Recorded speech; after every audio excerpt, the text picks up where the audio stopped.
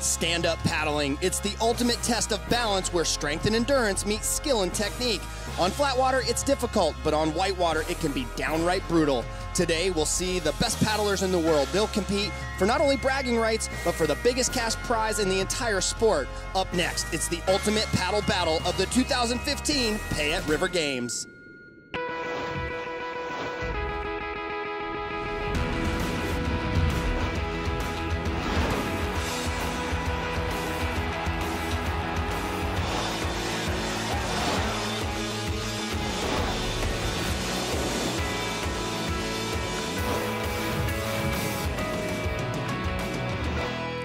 Welcome to the idyllic small town of Cascade, Idaho, an outdoor enthusiast playground and home to Kelly's Whitewater Park on the shores of the Payette River.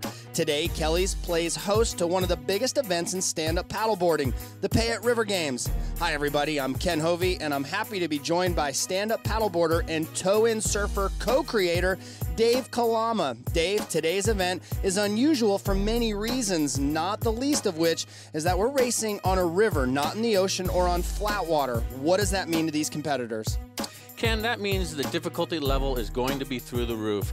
The water conditions in the river are such that you can't predict what's going to happen, and it's constantly trying to grab your rail, pull it to one side or the other, and you can't anticipate that. So that it's not just about the paddling and the racing, it's about managing all the things that the rivers are throwing at you.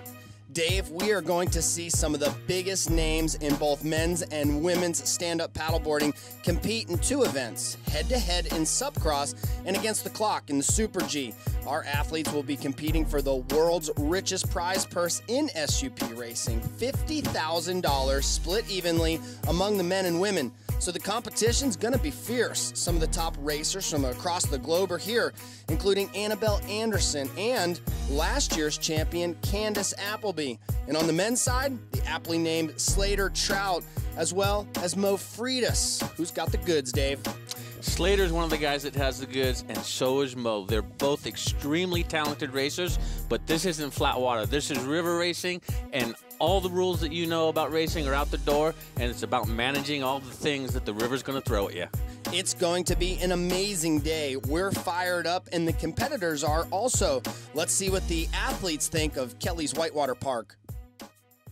I think the courses this year are incredible. Super intense, you know, all right there. You have to be on it, through the rapids a bunch more times, and that makes it really fun. Normally, I'm used to going faster than the water below me. Now, I'm pretty sure the water is going faster than most of the speeds that we're actually paddling. You have to really be careful with where you point your nose. You know, the water can just grab your board and pull it in the direction downriver.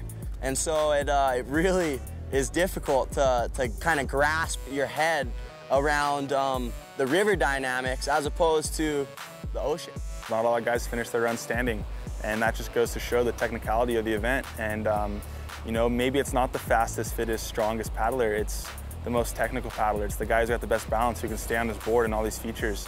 And I think you'll see that throughout the event is the guy who stays dry is going to be up there in the ranks. There's athletes from all over the world that do different sports, kayaking, surfing, racing, that are here to compete. It's basically just to see like who's the most skilled waterman. It should be interesting to see who comes out on top. The competition formats like this, all competitors must race in both Super G and Subcross and use the same board for both events. 20 points max per discipline, highest combined score wins the championship and their share of $50,000.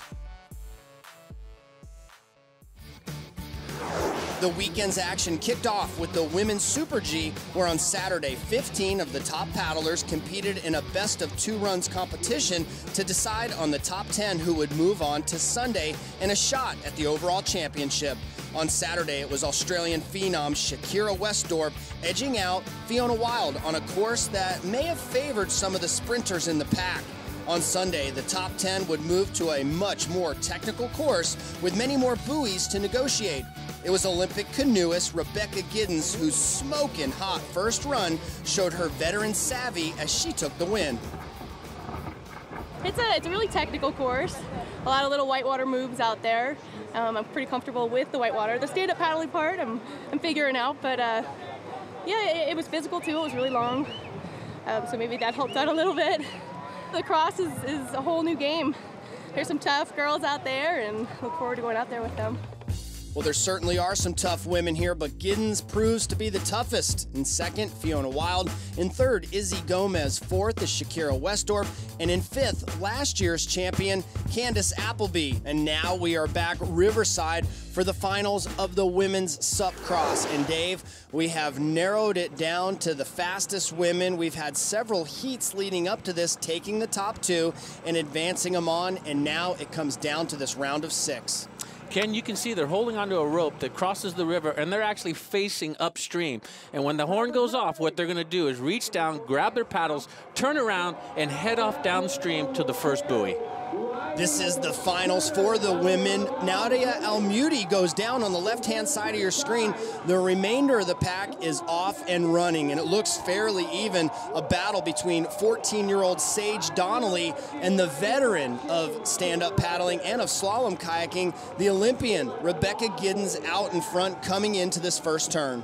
They've just had a massive sprint right there, so their hearts are pumping, they're breathing hard. Now they've got to calm down, maneuver their way around this buoy, and get off to the second one across the river. Fiona Wild making a really aggressive move right there. Looks like it's going to pay off as she's able to get the inside line on Giddens.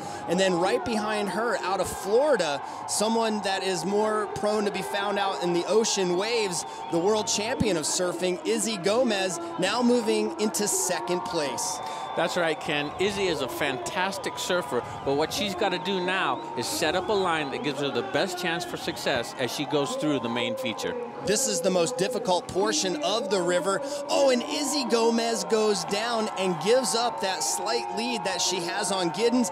And look at Giddens being aggressive right there, literally driving her board up onto the bow of Fiona Wild, and looks like a bit of congestion out there. Ken, that's Ricky Bobby right there. That's a little rub in his racing, and that's exactly what this race is about, and that's why it's so exciting. There is going to be contact out there. This is another critical part. Notice Giddens, with her whitewater experience, holds that upstream ferry angle and goes out a little bit more aggressively higher up out of that eddy line, and it pays off. She's now digging for buoy number 4, Fiona Wild, who is also quite the water woman, more typically found out there in the ocean. She is finding herself now shifting back a spot because the veteran whitewater paddler at 14, Sage Donnelly, she made her move coming from behind.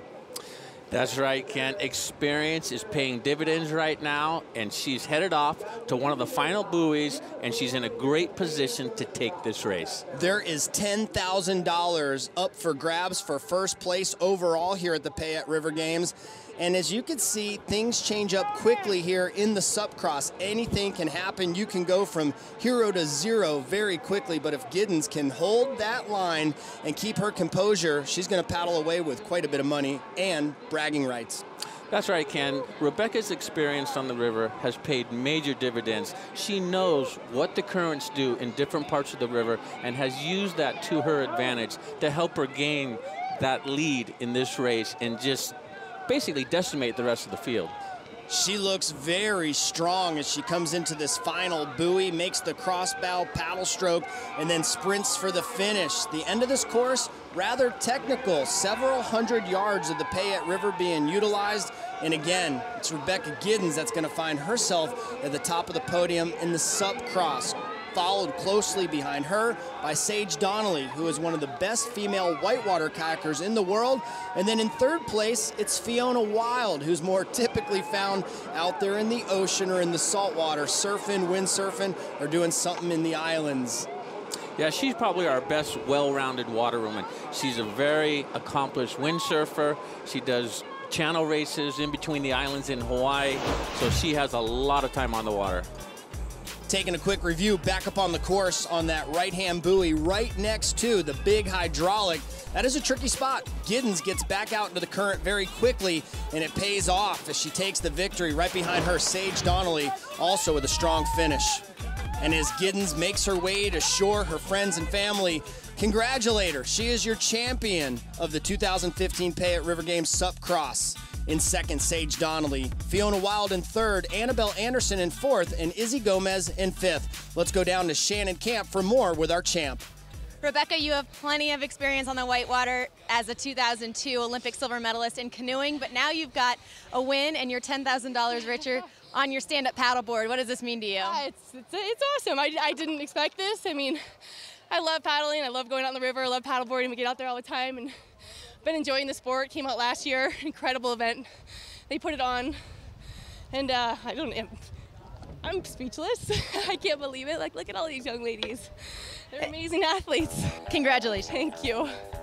Well, Giddens has a lot to be thankful for. Winning $10,000, gets the congratulatory hug and surf from her husband Eric, and she is your champ. In second place, Fiona Wild with $6 grand. Izzy Gomez coming in third. Annabelle Anderson at fourth, and Sage Donnelly, the 14-year-old, doesn't even have her driver's license yet, but she's going to paddle away with a cool $1,000. Up next, the men challenge the Mighty Rapids here at the 2015